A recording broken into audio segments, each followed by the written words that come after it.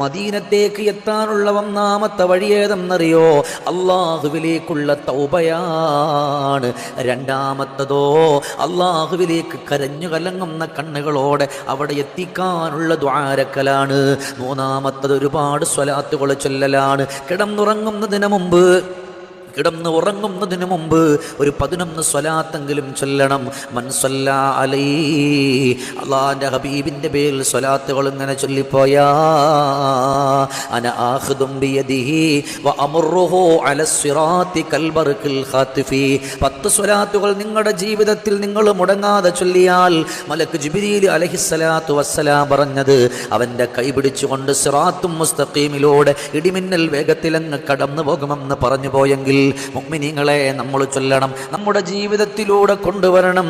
ആ സ്വലാത്തിൻ്റെ പെയ്മാരികൾ നമ്മുടെ ഖൽബിലുണ്ടാകണം. അങ്ങനെ ഓർമ്മിച്ചു കൊണ്ടുവന്നാൽ